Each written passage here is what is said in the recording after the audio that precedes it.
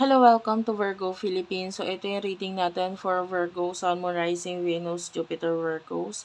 Take only what resonates. Bali, hindi ito magre-resonate sa lahat.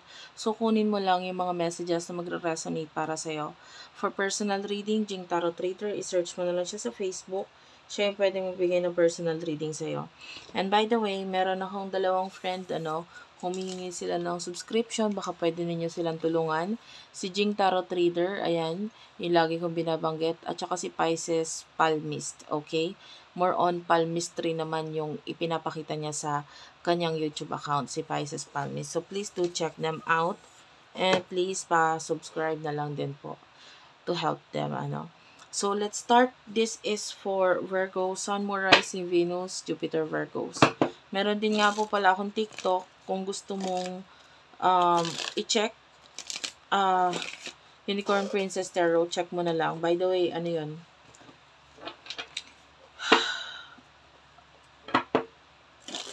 Meron din pala akong TikTok shop doon. So, check mo na lang yung mga products na available. Mga pampaswerte, tsaka mga pangontra. Mga bracelet crystals, mga ganyan. And evil eyes, please do check it out. Let's start. This is for the sign of Virgo. So, let's start. You do have here the wheel. Ayan. And the Emperor. Wait lang guys, ayusin natin. Medyo, para medyo maluag. The Wheel, the Seven of Wands, and the Ace of Cups. Bago ko sabihin, or babasahin itong side na ito, kunin ko na rin yung sa side ng person mo. This is general love reading, no? Huwag natin ipilit yung reading kung hindi ka nakaka-relate. Okay? Kung madalas, by the way, nakakaamoy ako ng basahan. I don't know kung may malapit mong basahan sa'yo or may hawak kang basahan. This could be a reading.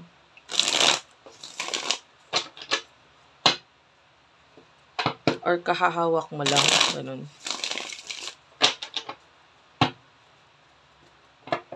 For the sign of Virgo, please. Kung madalas ka hindi nakaka-relate sa akin, check mo yung natal chart mo, ha? Check mo yung para sa iyong sign, kung ano yung Venus mo or sun sign mo. May maaaring ibang sign ang kailangan mong i-watch. Queen of Cups, Queen of Wands, and the Ten of Cups. And then, kukunin ko na rin kung ano yung situation ninyong dalawa ng person na ito. Pero wait lang, kukunin ko yung card na gagamitin ko doon, ha? And ito. Wait lang. I will just open the card. Ito.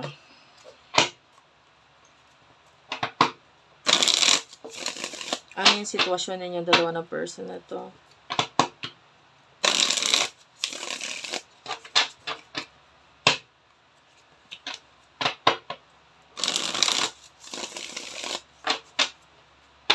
Nakakita nga pala ako ng color yellow. Something to do with color yellow. Sitwasyon ng person na ito at ikaw. You do have your lost, ghosted, blocked, or cut off. You do have your children at the bottom of the deck. And today.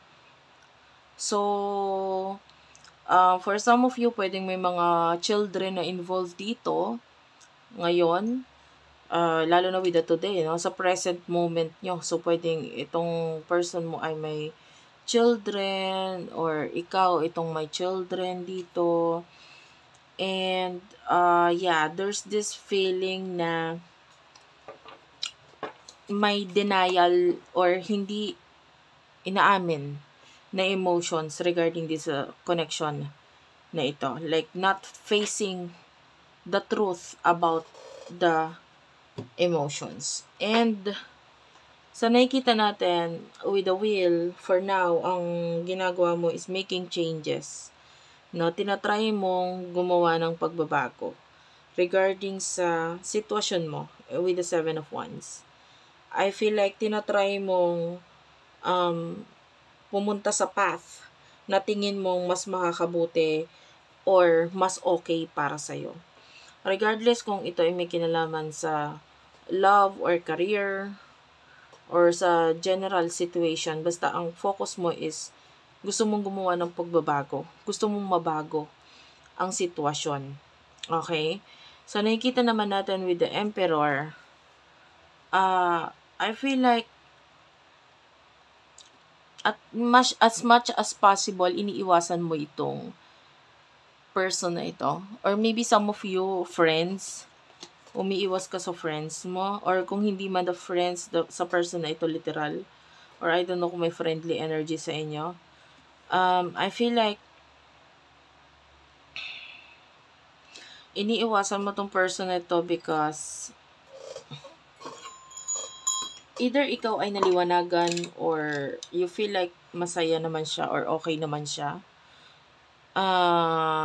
Pero part of you is thinking positive regarding sa connection na ito. So, pwedeng ikaw yung in denial dito sa emotions mo. But I can see with the Ace of Cups na mahal mo tong taong to, pero parang sa ngayon, iniwan mo muna siya or iniwasan mo muna siya, nilayuan mo siya. Kasi ayaw mong masaktan. Diba? And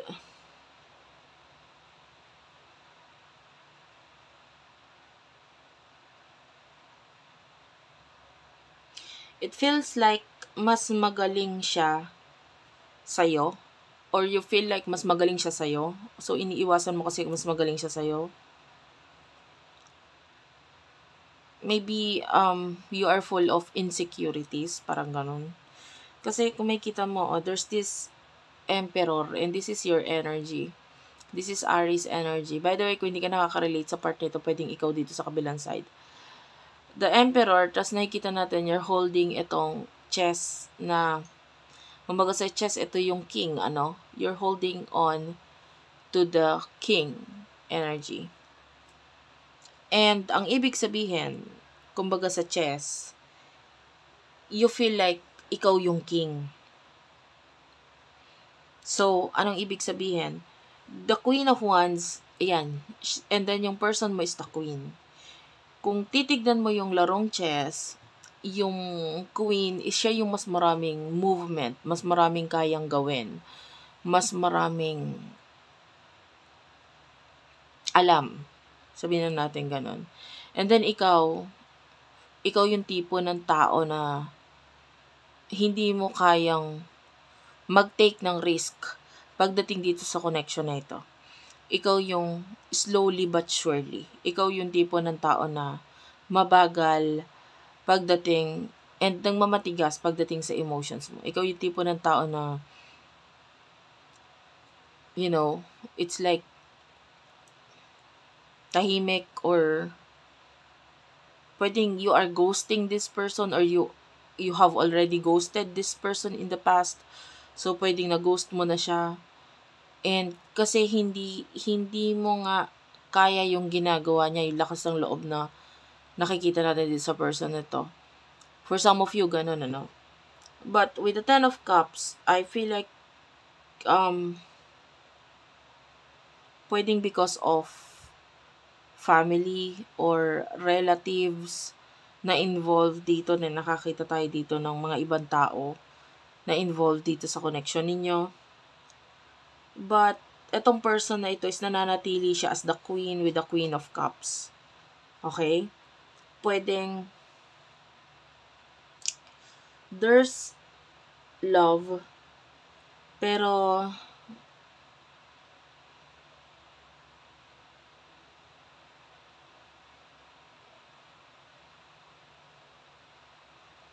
for now, parang I don't need anything. Wala akong kailangan. Hindi ko kailangan ng kung sino man. Parang ganun yung energy. And Wait lang. Naibalik ko pala sa pagkakalagay yung cards na ginagamit ko nun. Yeah, the Three of Cups is here. I feel like itong person na ito,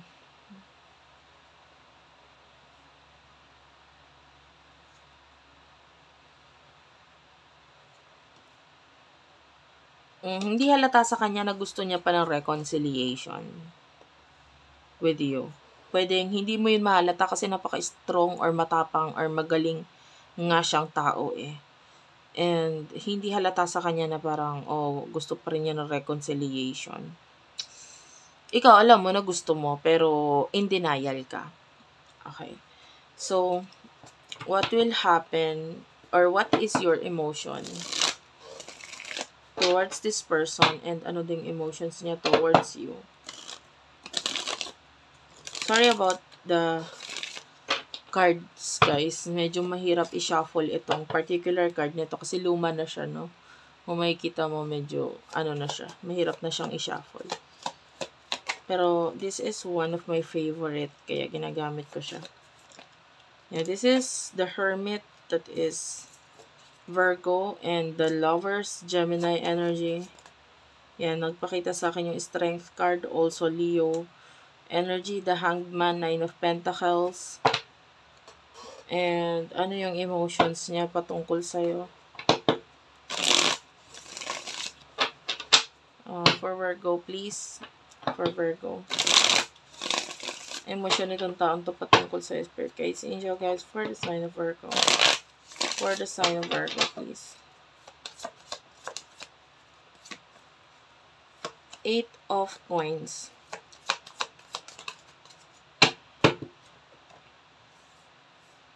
The Empress and the Knight of Cups.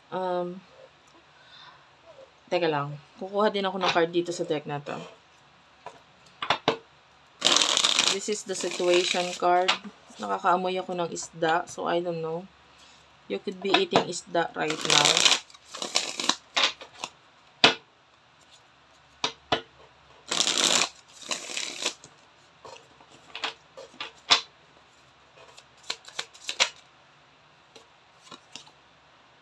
Rage, ready to explode. And you do have here Ascension, Spiritual Path Awakening.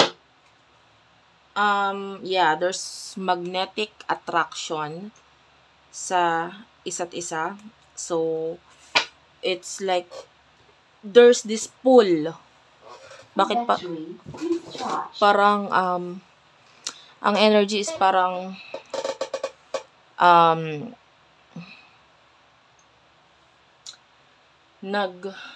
ang tawag dito, parang hindi ko masabi sa sa words. But anyway, for some of you, ang emotion mo, dito muna tayo magsimula sa side mo, no? Puro major arcana, kung mapapansin mo, the Hermit, the Lovers, the Hanged Man, puro major arcana yan, tatlo.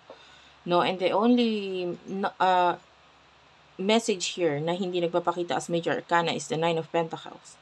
May naghihintay ka sa person na ito. You want to give something dito sa person na ito, or gusto mo may maipresent or may maibigay ka sa kanya, or gusto mo may mai-offer ka sa person na ito. Please charge. Wait lang, guys. Okay, sorry about that. Okay.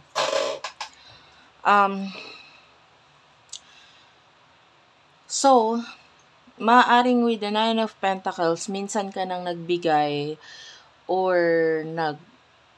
nag-offer or nagbigay dito sa person na ito. Maybe may kinalaman sa usaping financial.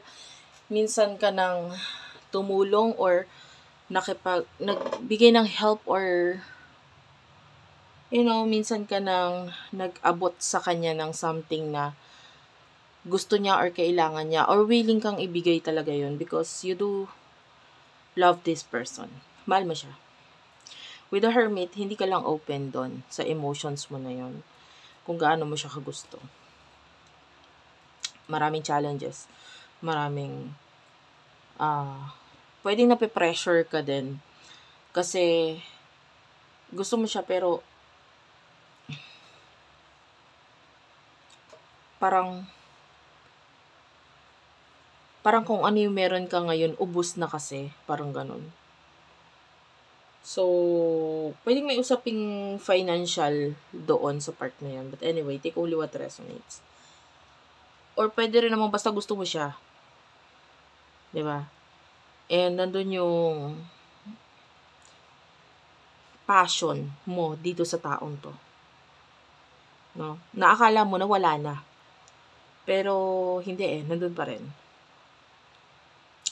Ito person na to with the 8 of coins is concentrating sa kanyang career. With the Empress, regarding emotions, ngayon mas nag-focus siya sa pagmamahal sa kanyang sarili, sa mga taong mahalaga sa kanya ngayon. And I feel like mas focus pa nga siya sa kung ano yung maipe-present niya sa table, 'di ba? Kumbaga, kung ano yung mailalagay niya sa hapagkainan. So, nandun yun. Focus niya. The Knight of Cups, nandun pa rin yung pagmamahal sa'yo ng person. Ito, can you see the Knight of Cups? Ayan, oh. Teka lang. Ayan. Pero nakatingin siya dito sa the High Priestess, which is, this is you. You could be his or her soulmate. So, nandito pa rin yung pagmamahal sa'yo ng person or pagkagusto sa'yo ng person na ito. Pero, by the way, I don't know if you're wearing contact lens. This could be your reading. Nakita ko ng contact lens. Okay lang kahit wala. Okay lang kahit hindi. And you do have the 10 of Wands. So, mahal ka na itong taong to. Gusto ka niya. Pero, parang mahirap. Parang ang dami niyang obligasyon. And, sobrang dami niyang pasan ngayon. And, pwedeng, feeling niya is nag-end na kung ano man yung meron sa inyo. Like, spiritual connection, whatever, kung ano meron sa inyo. Medyo, parang feeling niya nag-end na yon. Because, you are still special though. Pero, because of pwedeng another relationship, kasi nakikita ko yung word na partner. So, pwedeng another relationship. Or, kahit papaano itong person na ito, nagigising na siya sa katotohanan sa kung ano yung dapat na path niya natahakin sa buhay niya, which is pwedeng may kinalaman sa kanyang career yon. And what will happen in the future for you? What will happen in the future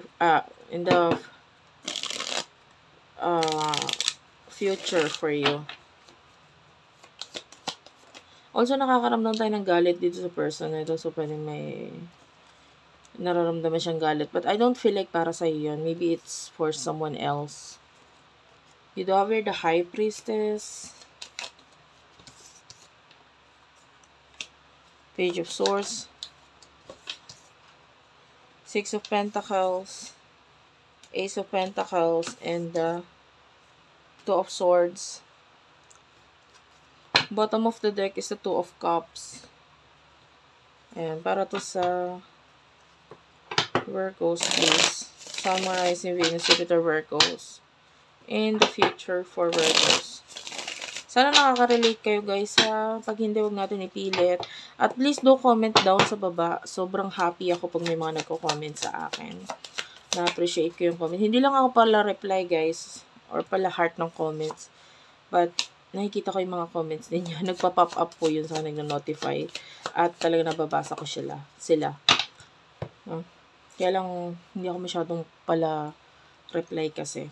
The Lovers, the Five of Swords, and the Page of Swords. Bottom of the deck is the Knight of Swords. And then, kukuha tayo ng card dito sa deck na ito. For the sign of Virgo, Sun, Moon, Rising, Venus, Jupiter, Virgo. Nakakarinig nga pala ako ng bata. So, I don't know kung may bata bang malapit sa'yo. Yeah, you do have here Verge. So, wait. Clarify ko to. What's with the Lovers? Why is the Lovers here? The Star and the Four of Coins. Bottom of the deck is the King of Cups.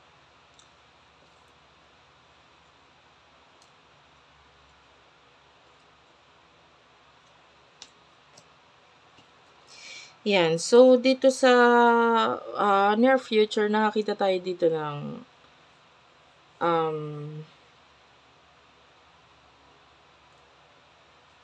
I can see a child. So, talaga pwede may children na involved dito sa connection na ito. Nandun pa rin yung, unfortunately, nandun pa rin yung katahimikan or silence sa connection na ito. Kasi walang action na pinapakita, but there's this desire or pagkagusto. And nakakita naman din tayo ng connection talaga. Pwedeng may communication, pero hindi ganun. Hindi siya masasatisfied ka sa communication or what. It's like a communication na parang sobrang cold. Ganyan. And, nandun yung pwedeng may magulat ka sa sasabihin nitong person na ito, but nakakakita tayo ng negativity regarding doon sa connection or sa communication na yun. So, may negative vibes, may negativity doon sa communication. Pwedeng may maging dahilan para dito sa person na ito na maging malungkot or broken or hindi talaga siya okay. This person will tell you kung ano yung kanyang pinagdadaanan sa present moment niya. So, pwedeng ibahagi niya sa iyo and nakakita tayo ng mga emotions dito. It's not good actually para sa side ng person mo kasi para sa'yo kaabang-abang yon. And I don't know why. Para sa'yo kaabang-abang yon. Yung maaaring malaman or sabihin niya sa'yo. Dahil, you're still hiding something in the future. You're still hiding something. Pero nandun yun, natetake note mo or nalalaman mo unti-unti yung patungkol dito sa person nito na pwedeng interesado ka naman talaga sa kung ano yung nangyayari sa kanya. And there's this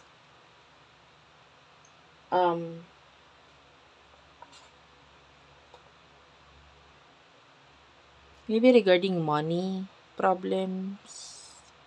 Anyway, okay lang kahit hindi doon. No? But you are there with the Six of Pentacles. Kung ito may kinalaman sa pera, maybe you are there para tulungan itong person na ito. Kasi you are always there para naman sa kanya, di ba? Pero kung wala namang kinalaman sa pera, nandun yung hesitation mo kung ano gagawin ko. Pero mas nauuna sa'yo yung in denial. It's just you reading this person's message or comment. I don't know. Parang nandiyan ka lang para masdan or tignan siya. The High Priestess, so, I feel like pagdating sa connection ninyo, awakened ka sa connection ninyo, kung ano ba siya sa buhay mo, kung ano ba dapat kayo, di ba? But, it's like,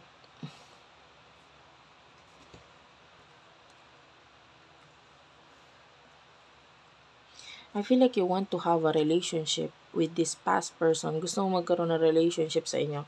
Which is dahil nga kasi medyo, pwedeng you feel like soulmate mo to eh. Pero, with the Five of Swords, hindi siya okay. At this time, or in the future, para gawin yon. Alam nga naman kung kailan siya malungkot, kung kailan hindi siya okay, tsaka ka magaganyan, di ba?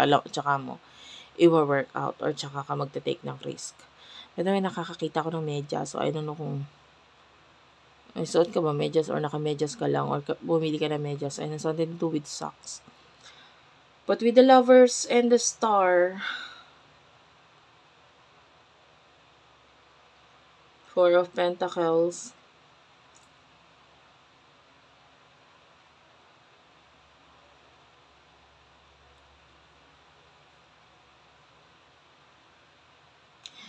nakakakita ko ng word na death. So, sa tarot reading kasi yung death card is the sign of Scorpio. Could be dealing with a Scorpio.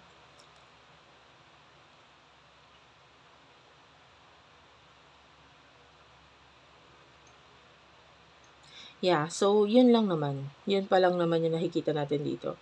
Nakita talaga tayo dito ng problemado, malungkot, nasasaktan na person.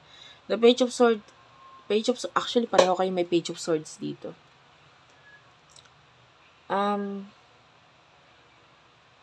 Pwedeng nandun kayo sa point na parang in denial, trying to, parang, kasi yung Page of Swords, ang energy niya is like a teenager eh. Parang imamatigas, or nandun yung pagmamatigas, or ipipilit mo kung ano yung napili mong direction sa buhay mo. Na parang hindi, mas okay ito. And then this person, pwedeng magkaroon din ng ganun. Parang ipipilit niya na lang din kung ano yung mga naging decision niya sa buhay niya.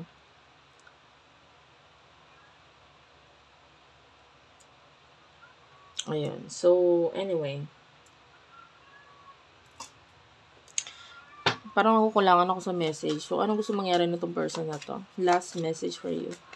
Anong gusto mangyari ng person na ito? Yeah. Ito na nga. In Death card. This is Scorpio energy. The King of Cups and the King of Coins. Judgment. And the Justice card.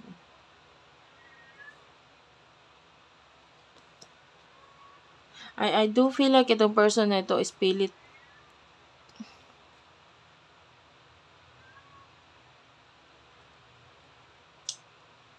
niyang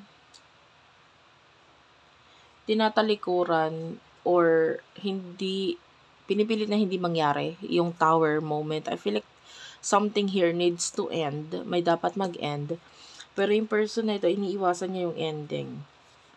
And with the Justice card, I feel like yung person na ito is also iniiwasan niya yung katotohanan regarding this. Regarding sa sitwasyon niya. King of Cups and the King of Coins. Gusto niya maging successful. Kung ano yung gusto niya mangyari, gusto niya maging successful. And you do have the Death card. So, kung ano man yung mga problema niya sa buhay niya, gusto niya matapos. Unfortunately, walang kinalaman sa'yo yung gusto niya mangyari. Mas more on sa sarili niya. Gusto niya maging successful, gusto niya matapos lahat ng mga dapat tapusin sa career, finances niya. And gusto niyang maging successful. More on success sa sarili niya. And I don't know kung bakit wala siyang iniisip pa regarding sa iba. Maybe kasi focus siya sa sarili niya pa ngayon. That's it for now. Thank you for watching. I love you all. Sana nakarelate kayo, nakaresonate kayo. Please do like and subscribe to our channel, Unicorn Princess Tarot, Madam P TV, Virgo Philippines, Tapet Hapon TV, Water Sign Philippines, Madam P Vlogs, Libra Philippines. I love you all guys. Thank you for watching and bye-bye.